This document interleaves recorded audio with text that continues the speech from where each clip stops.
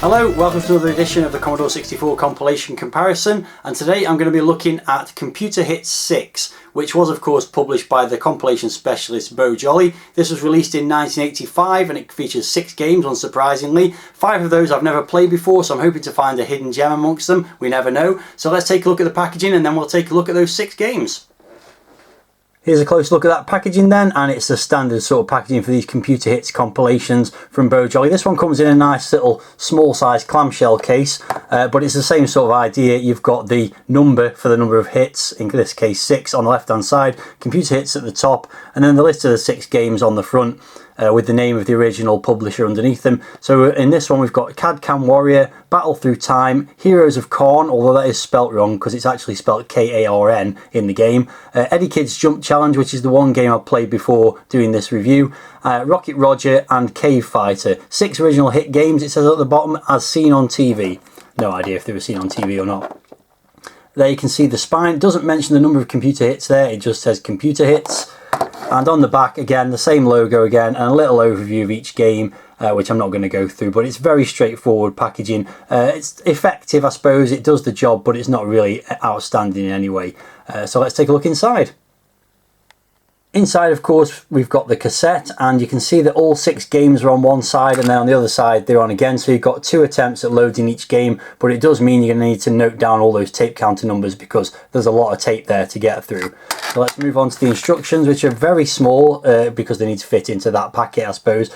But again, you've got the Computer Hits logo on the front with the list of the games, and then inside we've got a pretty good write-up for each one. You can see CAD-CAM Warrior and Battle Through Time. You get about a page on each, but the text is very small, and also lots of typos in there. I've noticed. I'm not going to pick them out, but there are lots of typos. So you get an overview of each game, and then at the back you've got the space to write down the tape counter numbers. You can see it, someone's had a couple of goes at that, and there's also somewhere on here, if I can find it, there's a opportunity to get £1 off Computer Hits 10 or 6. Don't know why you'd want 6 given you just bought it, but you can send off to get £1 off. And somebody did that. Gavin Lonsborough from somewhere in Middlesbrough, the original owner of this at some point, was going to send off a cheque or postal order for £8.95, but then seemingly didn't because there you go, it's still there. Bit strange though, because if you cut that out, you would actually lose this page of the instructions as well, so not very well designed there. Anyway, so that's the packaging. Let's get on and play the games. I couldn't find any magazine adverts for this compilation, so let's kick things off straight away with CAD-CAM Warrior, which was originally released by Taskset in 1984. The game pits you against the design machine. You control the diminutive droid MAD-2, and your task is to find and repair the memory bank containing human needs. Each screen shows a metallic design with 2 main surfaces. The upper half shows the top surface, which may contain ridges and steps, while the lower half shows the darker underside of the plate. You cannot fall off the edges of any plate, and the only path from one side to the other is by jumping through the holes on the surface. You have to battle on both surfaces to clear the opponents, and the object is to clear every plate, but the way of achieving it is colour coded into the edge of the plate. For example, any phase with a dark blue edge is a shoot to kill stage. Just how you clear the screen must be learned as you play the game. Sometimes it's killing everything in sight for one screen, while on others it might be mine laying or even collecting that's required. As soon as the screen's been cleared, you'll be offered a choice of routes. The machine will not lie, but it may not show you all the options. Some routes are disastrous, while others are shortcuts. You'll be prohibited from entering some areas without the correct password or tokens. This information is given after each completed screen. The solution to the game lies in screen 8192, and a large phase counter is at the top of the screen to mark your progress. Your droid has the power to complete the mission, but is not invincible, and it's possible to complete the game by beating every one of the 8192 screens, though it may take a long time. Faster progress can be made by taking the shortcuts. For a 1984 game, this has quite impressive graphics. The 3D effect on the play area is well implemented, and there's a good variety of enemies, some of which have high-res overlays. Enemy behaviour didn't seem to vary much though, so the differences are largely just aesthetic. The player character is quite basic and moves around in a rather clunky way, but it is a robot, so I suppose that's fair enough. Also a little odd is the fact that it seems to fire shots from its feet. The sound effects are quite basic, limited to a throbbing background noise and the usual shots and explosions, and there's no music. Movement of the robot is slow and awkward, especially the delay when climbing steps or going through holes. For the latter, it can seem like you've got a clear space on the other side, but by the time you get through, something's there to kill you. Moving through the holes is also confusing to begin with, and you can easily find yourself going straight back through the hole you just went through if you move the joystick the wrong way. Another issue I found was that on some stages enemies can spawn on top of you when a level begins, killing you before you have a chance to move. I found the gameplay quite boring, as all you have to do is eliminate the enemies and go to a new level where you just do the same again. The ability to choose the next stage to play is good, adding the potential for variety, but they're all pretty samey. New objectives and weapons are introduced as you make progress, but the basic premise of the game and the design of the screen stays the same. Once you've collected a certain pickup, you're given more information about upcoming levels, but it's not really very helpful and flashes on and off too quickly before you can take it in. With over 8,000 screens to get through, the game has the potential for massive longevity, but there's no real incentive to complete it. Technically it's impressive, but the gameplay is lacking and often frustrating when you die due to dodgy collision detection or unavoidable situations. There are the basics of an interesting game here, but I think it was too ambitious for its own good and tried to be different just for the sake of it, without those unique aspects really adding anything.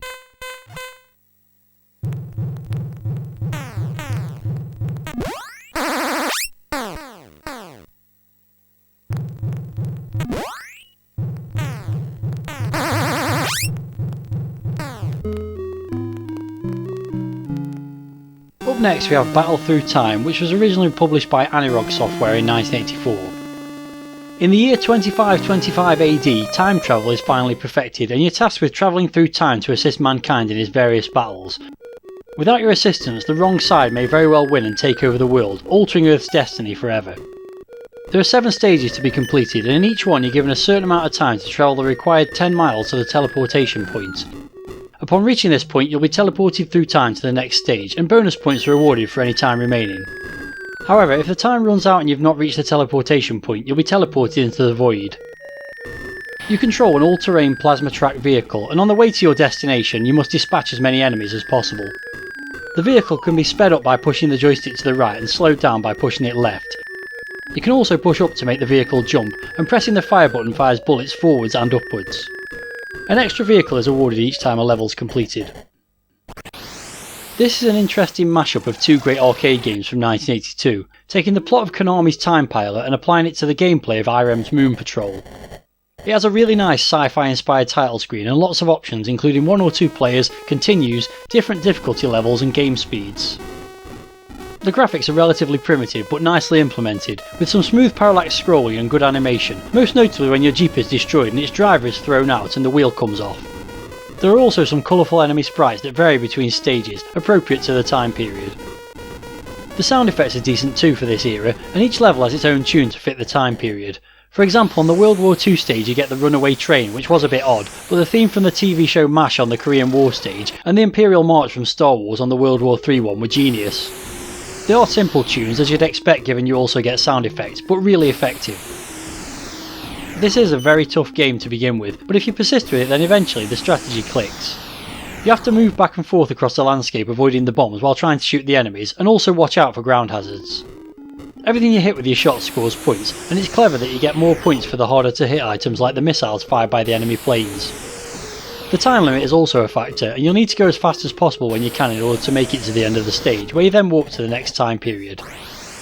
I found that later levels were often more about dodging than just blasting away, as in the Korea and Vietnam stages you have to position your Jeep to avoid both weapon strikes and low flying enemies. The one minor bugbear I have about the game is that when you lose a life it takes a little while before the action restarts, and that does get annoying. Otherwise this is an excellent twist on Moon Patrol, which is addictive and rewarding, with new things to see on each stage. The option to continue on the last stage you died on means you don't have to play the early stages again unless you want to, which is another plus point. This game was programmed by Ken Grant, who also developed Five-A-Side Soccer for Anirog, which was later re-released by Mastertronic. That game is pretty awful, so it was pleasing to see that it was capable of much better, and this came out a year earlier too. If you've never played it before, I definitely recommend checking it out.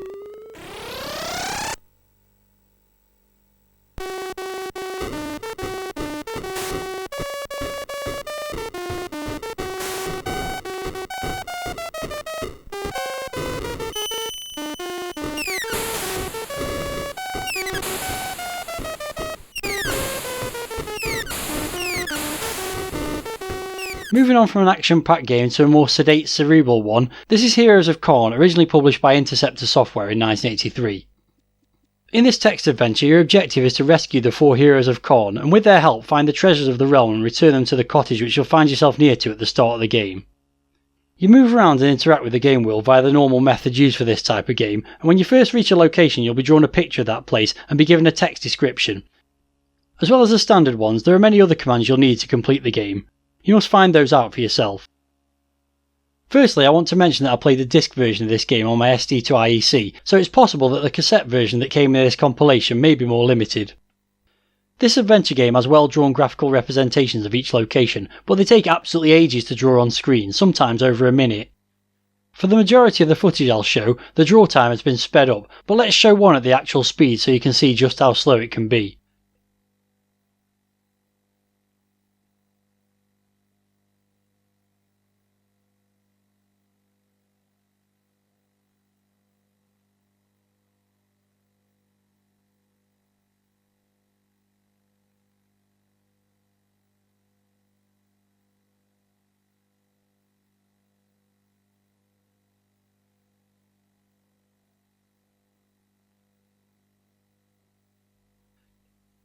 Torturous, isn't it? The only consolation is that they're only drawn the first time you visit the location, so revisiting them is less tedious, unless you decide you want to see them again, as there is a command to redraw them. Music is played when some screens are visited, which possibly denotes key locations. Each location has a reasonable text description, though on a few I noticed it doesn't tell you all the exits, such as the one that takes you to the castle early in the game. The Spectrum and Amstrad fans will be having a field day with this one though, as the choice of brown for the background colour and plenty of dull tones in the pictures will surely have been noted. I played the game enough to get a fair idea of what it was like, and it seems to have a decent parser with some multi-element commands such as giving items to characters. There are no really cheap deaths such as being killed by an enemy without warning, at least not early in the game. Instead, enemies seem to block you until you have the right item to get past them, but don't kill you. There are still places you can die or get stuck though. The biggest issue I had is that some words you have to enter are case sensitive, such as character names. It took me ages to work this out when trapped in the dungeon, and there was no mention of this in the instructions, so that could stop you dead in the game until you realise. As you may already know from other videos I've done, I'm not really a fan of text adventures, but this was fairly accessible aside from the slow drawing times. I didn't get too far into the story, but wasn't bored playing it, and it does seem a bit smarter than many games in the genre, and the puzzles weren't too taxing initially. It's probably one to play on an emulator though if you want to give it a try, so you can speed up the image generation and save your progress more easily.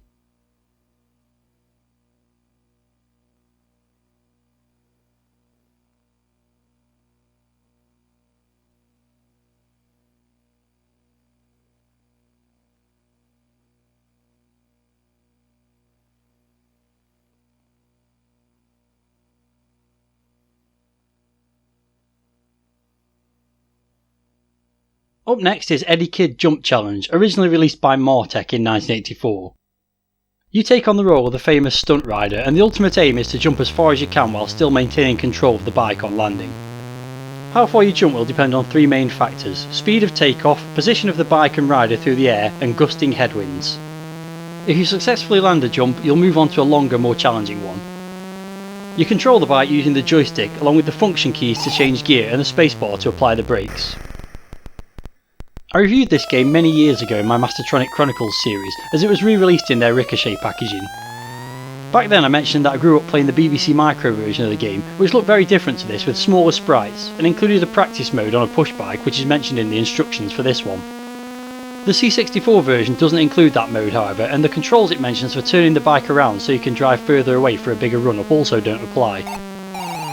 The huge graphics representing Eddie Kidd and his motorbike are quite impressive, though they're obviously pretty chunky. They're reasonably well animated and the scrolling is smooth, though you never feel like you're going that fast. Just like the last game, there's lots of brown in use here, especially for the backgrounds, which is a strange choice given there are plenty of more vibrant colours to choose from. Gameplay is very simple, as all you have to do is complete a jump successfully to move on to another more challenging one. To land a jump you have to get the speed right and also control the bike in the air. This is done using a mixture of joystick and keyboard controls, and it is quite awkward using the keyboard for changing gears and especially applying the brakes when you land. There is a distinct lack of indicators to help you with the jumps, as you have no idea how close to the ramp you are until you hit it, so it's hard to judge what speed to go at. Too fast and you won't have enough time to land cleanly, so will crash. The instructions also talk about dealing with wind resistance, but there's no obvious indicator of that either. When you're in the air you can adjust your position on the bike and this may help, but it's not clear exactly how or even if it does. One failed jump ends the game and results in a very tedious sequence as Eddie trudges off, which is unskippable so has to be endured if you want another try. The game is fun for a few attempts, but once you get how to successfully land a jump it soon becomes boring as there's no variety. You don't get a score for a better landing, or any score at all actually, so there's no real incentive to persevere after a few goes. It really feels like an incomplete game compared to some of the other versions, and I doubt it's something you'd ever load up again having done so once.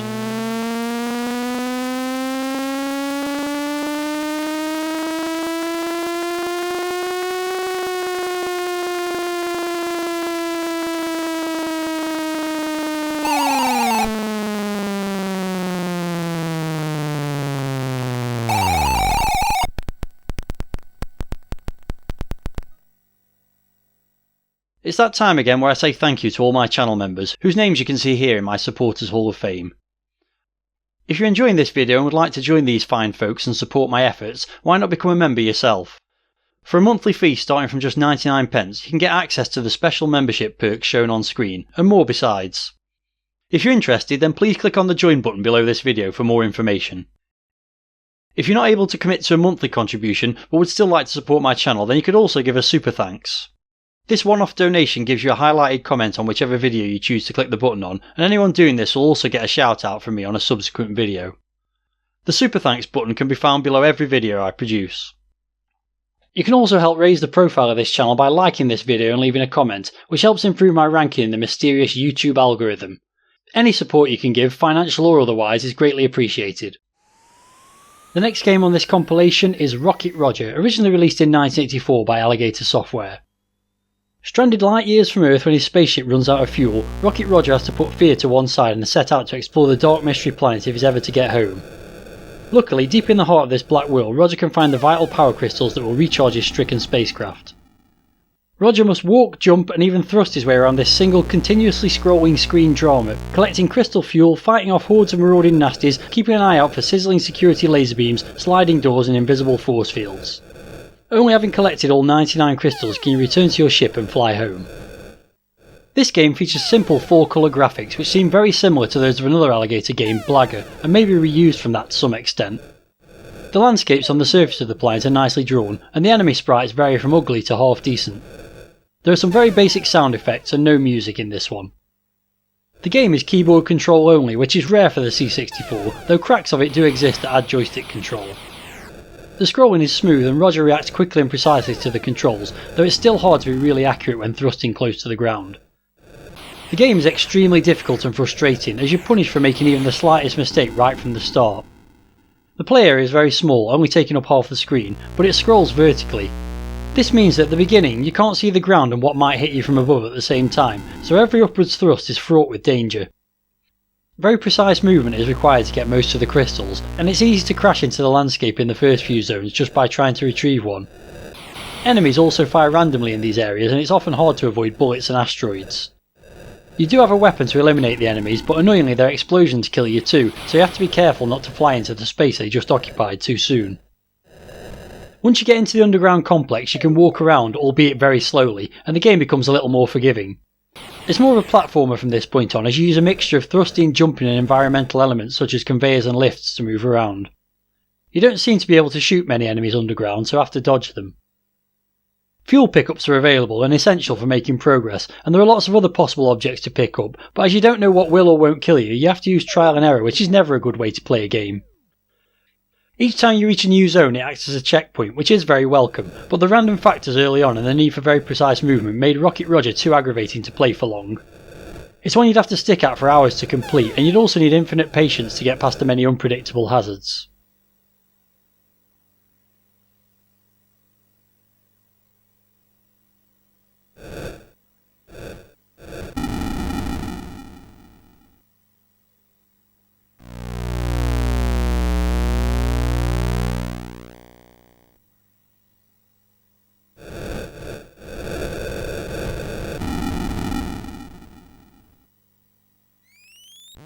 Rounding off this compilation is Cave Fighter, which was originally released by Bubble Bus in 1984. The aim of the game is to travel through as many of the 31 cave levels as possible. You have a time limit in which to finish each level, and you'll come across many different monsters which you have to dodge or shoot. The player can move left, right, climb ropes, jump and fire. You have the ability to jump 5 different heights, and pressing the fire button without moving the joystick will cause the jump power bar to increase. If the bar reaches the end, it stops and the power is at its maximum. To make the man jump, release the fire button when the jump power bar is at the required strength. If you decide you don't want to jump, then moving the stick in any direction and releasing the button will cause the power bar to be reset. Pressing the fire button briefly will fire the player's weapon in the appropriate direction. Completing a level gives you bonus points, and you then move on to the next one. As the levels increase, so will the difficulty of the caves, and different enemies will appear to try and halt your progress. This one kicks off with a slightly dodgy version of the Chariots of Fire theme on the title screen, but otherwise the presentation is quite nice with a high score table and options to choose your starting level and number of lives. In-game you're treated to simple single colour sprites and scenery, but the animation on your man is good and there are plenty of different enemies. The sound effects are also simple, but the jumping and falling noises are well done. The controls are hard to get to grips with initially, as holding down fire to jump and also to shoot takes some practice. Precision jumping is needed or you'll hit the ceiling or edges of platforms and lose a life, and judging the power of your jump is something you'll need to practice to get right. There is a good progression of difficulty, as the first few stages are easy enough once you master the controls and give you plenty of chance to warm up. It then gets a lot harder from level 4 onwards, as you have to get the power of the jump just right at times and also move while falling to get around some hazards. The random placement of enemies can sometimes make it a little unfair, and there is a timer to contend with too, so you can't hang about. Initially you might find the game frustrating, but it definitely gets easier the more you play and is quite well made, if a little repetitive. I wasn't that impressed to begin with, but after playing it for half an hour I found it quite addictive, and it ended up being one of the best new to me C64 games I've played so far this year.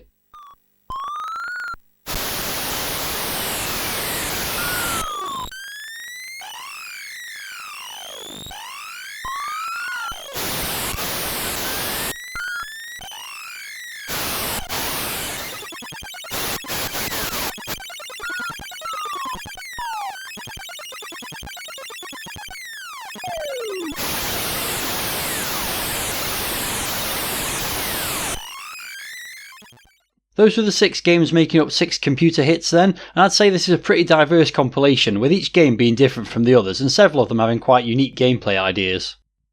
Not all the games are great, and it's one of those packs that has a couple of titles that probably aren't going to appeal to everyone, but most of them are worth playing for a little while at least. I'll now move on to giving this compilation a rating, and as usual I'll begin by giving each game its own score.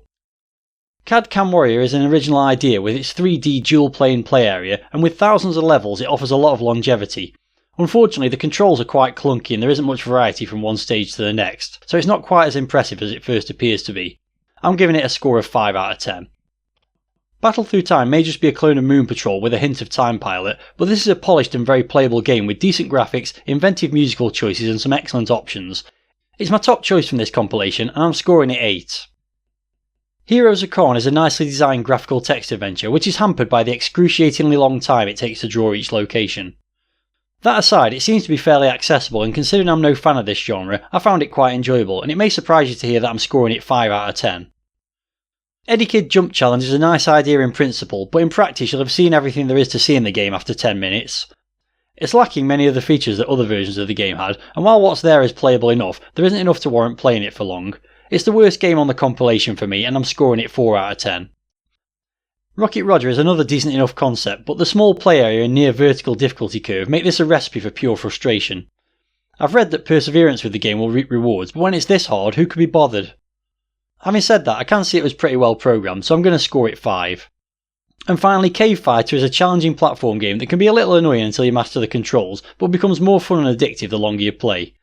It also gets extra kudos for allowing you to set your starting level and number of lives, and I'm going to give this one a score of 7 out of 10. I'll now move on to giving the compilation an overall rating, starting with a score for the packaging. The design of the inlay is just a variation on the same theme that all the Beau Jolly computer hits compilations have, and while I do like the smaller clamshell case, the instructions are flimsy, hard to read and are littered with typos and also misinformation for some of the games, so I can't score this any higher than 6. The scores for the 6 games average out at 5.67, and that just leaves value for money, and $6.95 for 6 games puts them at a little over £1 each, and in 1985 that would have been good value in anyone's eyes. Personally, I'd have been happy with the asking price just for Cave Fighter and Battle Through Time, and even though the other games are average at best, they still offer a good amount of gameplay between them if you're persistent or patient enough, so I'm going to give this one a value for money score of 9 out of 10, which means that the overall compilation rating for 6 computer hits comes out at 64%. Let's now have a look at what the games magazines thought of this compilation back when it was released. I found just one review from issue 26 of Commodore User from November 1985. It shares the page with 2 other compilation reviews actually, the first of the well-known They Sold a Million series, and the much more obscure Henry's House and Friends, a 4-pack of games from English Software. I'll probably never pick up either of those though, to be honest, so let's focus on 6 computer hits, and it begins by saying impossible to fault the value offered by these 6 titles, so it's setting the tone for what it thinks about the compilation very early. It then goes on to give a short write-up for each game, without giving serious critique to any of them. For CADCAM Warrior it says you need to get involved to appreciate the depth of programming. For Battle Through Time, it does mention that it hybridises Time Pilot and Moon Patrol just as I did, then saying there's a constant procession of planes ready to bombard your buggy plus rocks, craters and jack-in-the-boxes to jump over. The reviewer doesn't actually say whether they like it or not, but finishes by saying T-Rex gets a look in. That's presumably on one of the later stages that I didn't see because I never saw any dinosaurs when I played it. Heroes of Karn gets a very short write-up, just saying it's part of a trilogy but can stand on its own quite admirably, a graphical adventure.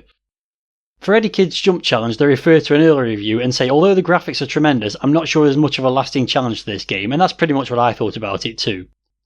Rocket Roger probably gets the best combination of a description of the game and a critique, by saying it's a tough but very rewarding jetpack-aided search for rocket fuel through the caverns of a hostile planet. Control is not easy, but you need to learn pronto if you're to evade the various aliens and slip through the laser gates. And finally it says allow yourself the luxury of 99 lives to tackle Cave Fighter. This is a very well designed platform game and not just another exploitation of the familiar style, and the reviews rounded up by saying in all another very reasonable collection, and I think I'd largely agree with that. It's reasonable without being absolutely outstanding. I think these reviews from Commodore users tend to be a bit on the fence. They don't really say anything good or bad about the games and don't give a score either. Almost 40 years later that doesn't really matter, but at the time I think it'd be disappointing not to get a better indication of whether to buy it or not. Time to bring this video to a close then, and that means seeing where 6 computer hits has landed in my compilation league table. And looking first at the full price compilation rankings, it's ended up in 8th place, just 1% behind 10 computer hits funnily enough, and just 1% above Gremlin's Space Ace.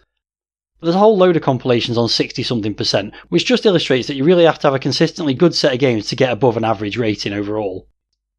When you bring the budget compilations into the equation, 6 computer hits drops down to 10th place, with its 64% being the same score as 4 Great Games Volume 2, but that compilation had a better average rating for the 4 games included. To be honest though, based on the quality of Battle Through Time and Cave Fighter, I probably prefer this compilation to both Quattro Sports and 4 Great Games Volume 2. But what did you think? Was I too generous about some of the games, or too critical of others? If you've got any thoughts about the individual games or the compilation as a whole, then let me know in the comments, and if you enjoyed this video then please give it a like. I'll be back with another edition of the Commodore 64 Compilation Comparison in about a month, and next time around I'll be looking at a budget compilation chosen by my channel members. Of course before that there'll be plenty of other retro gaming content on this channel, so stay tuned for that. Thanks very much for watching this video, and until the next one, see ya!